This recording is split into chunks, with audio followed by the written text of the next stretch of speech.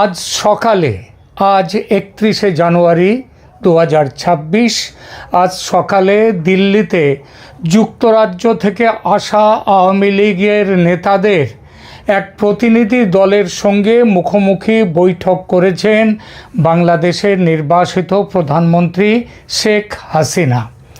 ভারত সরকারের অনুমতি ও সক্রিয় সহযোগিতা ছাড়া এই বৈঠক হতে পারত না। অর্থাৎ গত কিছুদিন ধরে একের পর এক শেখ হাসিনার বিভিন্ন সংবাদ সম্মেলন ইত্যাদি নিয়ে যেভাবে ভারতে আওয়ামী লীগ সক্রিয় হয়ে উঠেছে এবং এই সক্রিয় হওয়ার বিরুদ্ধে যেভাবে বাংলাদেশের বর্তমান অন্তর্বর্তী সরকার বিরোধিতা করছে, ভারত তাকে বিন্দুমাত্র আমল দিল না, এটা বুঝে যাওয়া যায় এই ঘটনা থেকে।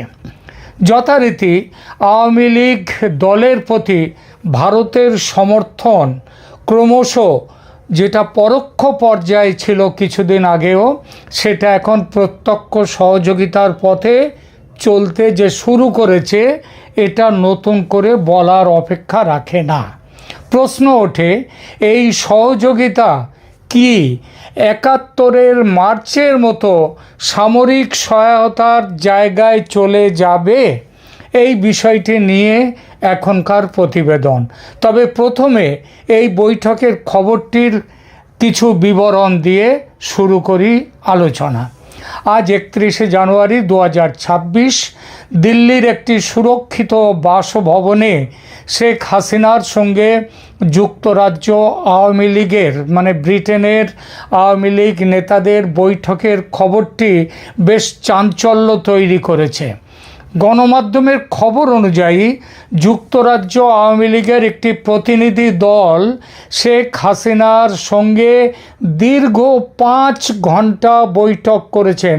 খেয়াল করবেন, বৈঠক চলার যে স্থায়িত্ব সময়টা খেয়াল করবেন, 5 ঘন্টা। এই প্রতিনিধি দলটি লন্ডন থেকে দিল্লিতে পৌঁছেছিল কয়েকদিন আগে, আজ সকালে নয়, কিংবা কাল বিকেলে কিংবা রাত্রে নয়।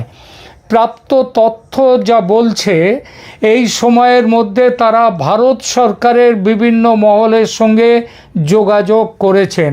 সেসব যোগাযোগ কোন বিষয়ে সেটা স্পষ্ট জানা যায়নি।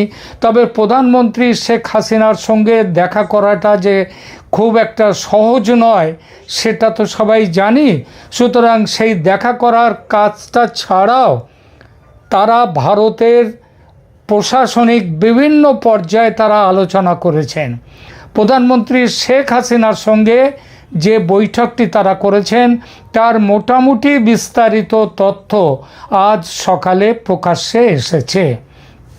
এই প্রতিনিধি দলে ছিলেন যুক্তরাজ্য আওয়ামী লীগের সভাপতি জালাল উদ্দিন, সাধারণ সম্পাদক সৈয়দ সাজিদুর রহমান ফারুক, যুগ্ম সাধারণ সম্পাদক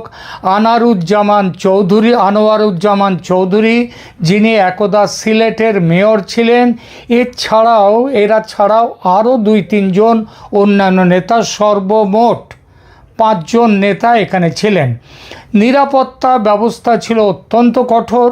বৈঠকটি অত্যন্ত কঠোর গোপনীয়তা ও নিরাপত্তার মধ্যে অনুষ্ঠিত হয়। কীরকম তার একটু বিবরণ দিই। ভারতীয় নিরাপত্তা বাহিনীর বিশেষ গাড়িতে করে নেতাদের নির্দিষ্ট বাসভবনে নিয়ে যাওয়া হয়। সেখানে তাদের মোবাইল ফোন বা অন্য কোনো ইলেকট্রনিক ডিভাইস সঙ্গে রাখার অনুমতি ছিল না, সেগুলো জমা রেখে দেওয়া হয়। কিন্তু ফলে যে পুরো আলোচনার পুঙ্খানুপুঙ্খ বিবরণ কোনো জায়গা থেকে পাওয়ার কোনো উপায় নেই। তবে বৈঠকে উপস্থিত নেতাদের বরাতে যা জানা গেছে, এক হচ্ছে শেখ হাসিনাকে যথেষ্ট আত্মবিশ্বাসী ও দৃঢ় প্রতিজ্ঞ মনে হয়েছে।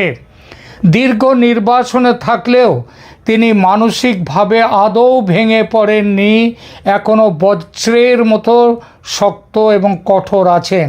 তবে আগের তুলনায় তার শরীরের ওজন কিছুটা কমেছে বলে এই নেতারা জানিয়েছেন। আলোচনার বিষয় কী ছিল?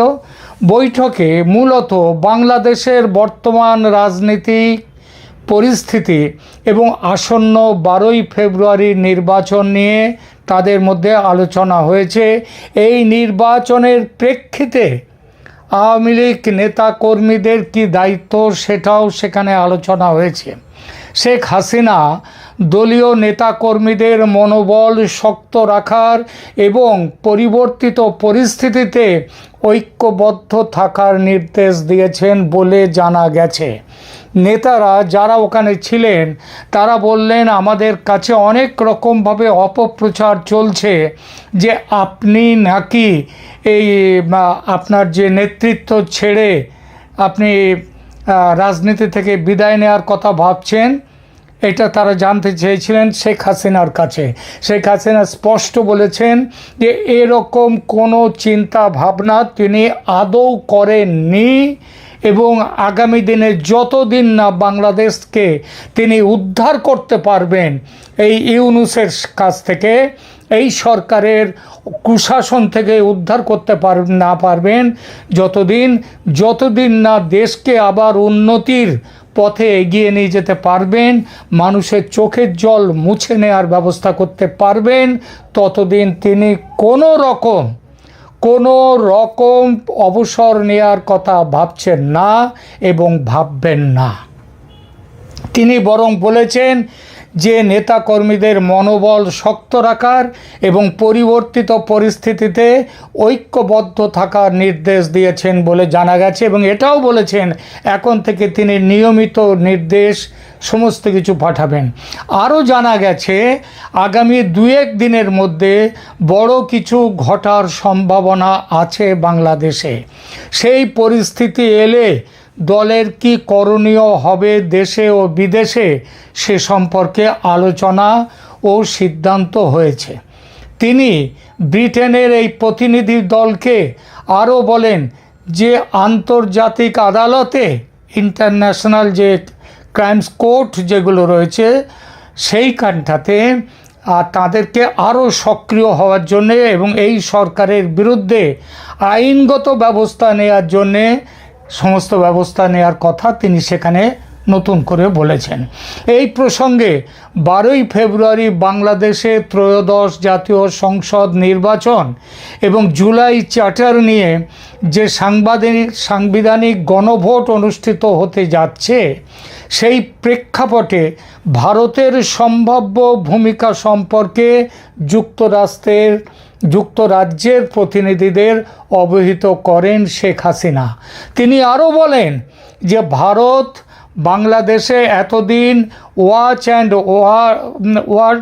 ওয়েট অ্যান্ড ওয়াচ এই নীতি নিয়ে চলছিল, সেটা এখন পাল্টে গেছে। ভারতের অপেক্ষা করো এবং দেখো নীতি যে বড় পরিবর্তনের দিকে যাচ্ছে। সাম্প্রতিক ঘটনা প্রবাহ তার স্পষ্ট ইঙ্গিত দিচ্ছে। ভারতের এই কঠোর ও সতর্ক অবস্থান নিয়ে আন্তর্জাতিক মহলেও নানা বিশ্লেষণ চলছে।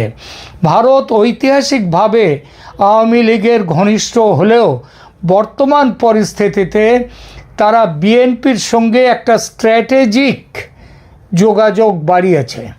ভারত চাইছে বাংলাদেশে একটি স্থিতিশীল সরকার থাকুক যারা ভারতের উত্তর পূর্বাঞ্চলের নিরাপত্তা এবং দুদেশেরই বাণিজ্যিক স্বার্থ রক্ষা করবে। নির্বাচনকালীন সহিংসতা এবং সংখ্যালঘু সম্প্রদায়ের নিরাপত্তা নিয়ে ভারত যে ভয়ঙ্কর রকমের উদ্বেগের মধ্যে আছে সেটা তিনি জানিয়েছেন এবং তিনি এটাও জানিয়েছেন এই উদ্বেগ থেকে বাঁচার জন্য ভারত যে কোনো কড়া ব্যবস্থা নিতে পারে। ভারতীয় কূটনীতিকরা আন্তর্জাতিক মহলে এবং বর্তমান অন্তর্বর্তীকালীন সরকারের সঙ্গে আলোচনায় সংখ্যালঘুদের সুরক্ষা নিশ্চিত করার উপর গুরুত্ব দিয়েছেন বারবার, কিন্তু এই সরকার তা কিছুই করতে পারেনি। দিল্লি থেকে শেখ হাসিনার সাম্প্রতিক অডিও বার্তা এবং রাজনৈতিক কর্মকাণ্ডে অন্তর্বর্তীকালীন সরকার তীব্র ক্ষোভ প্রকাশ করেছে। ঢাকা থেকে জানানো হয়েছে যে ভারতের মাটিতে বসে হাসিনাকে রাজনৈতিক বক্তব্য দিতে দেয়া প্রতিবেশী সুলভ আচরণের পরিপন্থী। ভারত এখন একদিকে হাসিনাকে আতিথেয়তা প্রদান করছে, অন্যদিকে ঢাকার বর্তমান ক্ষমতায় যারা আছেন তাদের সঙ্গে কোনো রকম তাদের সাথে সহযোগিতার পথ ছেড়ে দিয়েছে এবং এখন সহযোগিতা নয়, এখন ভারত ব্যবস্থা গ্রহণের পথের দিকে যে চলেছে সে ব্যাপারেও এই প্রতিনিধি দলকে পরিষ্কারভাবে জানিয়ে দিয়েছেন শেখ হাসিনা। ভারত সরাসরি নির্বাচনে হস্তক্ষেপ না করলেও তারা চায় একটি অংশগ্রহণমূলক নির্বাচন হোক বাংলাদেশে, কিন্তু আওয়ামী লীগ বর্তমানে নিবন্ধিত দল হিসেবে অংশ নিতে পারছে না, কারণ তাদেরকে নিষিদ্ধ রাখা হয়েছে। কিন্তু জামায়াতে ইসলামের মতো শক্তির উত্থান নিয়ে ভারতের কৌশলগত উদ্বেগের কারণ রয়েছে। সংক্ষেপে, ভারত সরকার শেখ হাসিনাকে সর্বোচ্চ নিরাপত্তা দিয়েছে। 12ই ফেব্রুয়ারি নির্বাচনকে কেন্দ্র করে সরাসরি পক্ষ কিছু না নিয়েও তারা কিন্তু তাদের ওয়েট অ্যান্ড ওয়াচ যে নীতি তা থেকে সরে এসছে। ভারত সরকার সাধারণত চরম সংকট ছাড়া দূতাবাস কর্মীদের পরিবার সরিয়ে নেয়নি কোথাও, আজকে সেটা নিয়েছে। 21শে জানুয়ারি 2026 দেয়া ভারতের নন ফ্যামিলি পোস্টিং ঘোষণা এবং রামপাল বিদ্যুৎ কেন্দ্র থেকে কর্মকর্তাদের প্রস্থান কেবল নিরাপত্তাজনিত কারণ নয়, বরং একটি গভীর কৌশলগত বার্তার অংশ।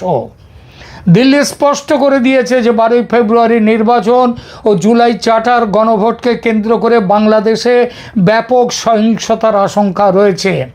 যুক্তরাষ্ট্র সরকারও একই আশঙ্কা থেকে আমেরিকা একই আশঙ্কা থেকে গতকাল অর্থাৎ 30শে জানুয়ারি বাংলাদেশে অবস্থানরত তাদের নাগরিকদের জন্য একটি জরুরি নিরাপত্তা সতর্কতা জারি করেছে। এতে কি বলা হয়েছে? 12ই ফেব্রুয়ারির নির্বাচনে রাজনৈতিক সহিংসতা, র্যালি এবং ভোট কেন্দ্রে হামলার আশঙ্কা রয়েছে। যুক্তরাষ্ট্র তাদের নাগরিকদের বাংলাদেশ ভ্রমণের ক্ষেত্রে লেভেল 3 পুনর্বিবেচনা ক্যাটেগরিতে রেখেছে। লেভেল 3 রিকনসিডার ট্রাভেল, মানে এই সময় বাংলাদেশে আসাটা ঠিক নয়, পুনর্বিবেচনা করার সিদ্ধান্ত।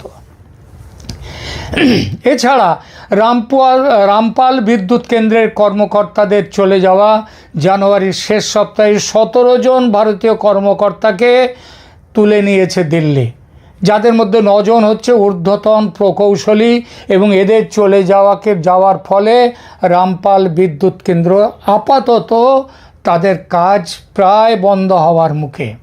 এছাড়া ভারত যে ফ্রেন্ডশিপ পাইপলাইন দিয়ে যে ডিজেল পাঠাচ্ছিল, পেট্রোল পাঠাচ্ছিল, গ্যাস পাঠাচ্ছিল বিভিন্ন অন্য জায়গা থেকে, সেসবগুলো বন্ধ করে দেওয়ার ব্যাপারে সিদ্ধান্ত নিয়ে ফেলেছে। শুধু ঢাকা বা দিল্লি নয়, আন্তর্জাতিক বিভিন্ন প্রভাবশালী গণমাধ্যম পর্যন্ত এই পরিস্থিতিকে ভীষণ রকমের বিপজ্জনক বলে আখ্যা দিয়েছে। উইয়ন ও ভারতীয় গণমাধ্যম তারা বাংলাদেশে ক্রমবর্ধমান ভারত বিরোধী মনোভাব এবং উগ্রবাদী শক্তির উত্থানকে প্রধান ইস্যু হিসেবে তুলে ধরেছে। তাদের মতে বাংলাদেশে ভারতীয় স্বার্থ স্থাপনাগুলো এখন সরাসরি হুমকির মুখে, আর এটা হলে সন্ত্রাসবাদ দমনে কঠোর ব্যবস্থা নেবে ভারত, যেমনটা অপারেশন সিন্দুরে সময় পাকিস্তানে করেছে ভারত। ডয়েচে ভেলে ও বিবিসি তারা কি বলছে? ইউরোপীয় সংবাদ মাধ্যমগুলো বলছে বাংলাদেশ এখন একটা ক্রস রোডে দাঁড়িয়ে, একদিকে একটা সাজানো নির্বাচনের মাধ্যমে নিয়ন্ত্রিত গণতন্ত্রে, সুস্থ গণতন্ত্রে নয়, নিয়ন্ত্রিত গণতন্ত্রে ফেরার চেষ্টা, অন্যদিকে সাংবিধানিক সংস্কার নিয়ে জনমনে অসন্তোষ তীব্র। তারা ভারতের এই সরে আসাকে বাংলাদেশের নিরাপত্তা শূন্যতা বা সিকিউরিটি ভ্যাকুয়াম তৈরির পূর্বাভাস হিসেবে দেখছে। সাউথ চায়না মর্নিং পোস্ট তারা বিষয়টাকে আঞ্চলিক ভূরাজনীতির প্রেক্ষাপটে দেখছে। তাদের মতে ভারত যদি বাংলাদেশ থেকে মুখ ফিরিয়ে নেয় বা কঠোর অর্থনৈতিক অবরোধই শুরু করে দেয়, সামরিক অবরোধের কথা ভাবছি না, তাহলেও তা বাংলাদেশের অর্থনীতিতে চরম বিপর্যয় ডেকে আনবে। সার্বিক পরিস্থিতি নিয়ে সব কিছু নিয়ে প্রতিনিধি দলের সঙ্গে শেখ হাসিনার বিস্তারিত আলোচনা হয়েছে। আমাদের কাছে এও খবর আছে যে গত কয়েকদিনে তিনি ভারতে থাকা আওয়ামী লীগের বিভিন্ন পর্যায়ের নেতাদের সাথে তিনি আলোচনা করেছেন। সেই সমস্ত আলোচনায় দলের ফিরে রুখে দাঁড়ানো, রাজনৈতিক কার্যক্রম শুরু করা, তার নিজের দেশে ফেরা, এই নেতাদের দেশে ফেরা, এই সব কিছুর দিনক্ষণ নিয়ে নীল নকশা তৈরি করে ফেলেছেন প্রধানমন্ত্রী শেখ হাসিনা। আর সেই নীল নকশায় ভূমিকা রয়েছে ভারত সরকারেরও। পরিস্থিতি নির্ভর করছে প্রস্তাবিত নির্বাচনের ওপর। এই একই দিকে তাকিয়ে আছে ভারত। নির্বাচন স্থগিত হলে ভারত ও আওয়ামী লীগ যৌথভাবে কার্যকর করতে নামবে প্ল্যান এ। আর নির্বাচন বহাল থাকলে, যদি নির্বাচন হয়, নিয়ন্ত্রিত গণতন্ত্র, জালিয়াতির নির্বাচন, এটা যদি বহাল থাকে, নির্বাচন যদি হয়ে যায়, সেক্ষেত্রে আসবে প্ল্যান বি। দুটোতেই জড়িয়ে থাকবে সামরিক অভিযান, গৃহযুদ্ধের সম্ভাবনা। সুতরাং সব মিলিয়ে বড় কিছু যে ঘটতে চলেছে বাংলাদেশে, সেটা পরিষ্কার। আপাতত এই পর্যন্ত। ধন্যবাদ।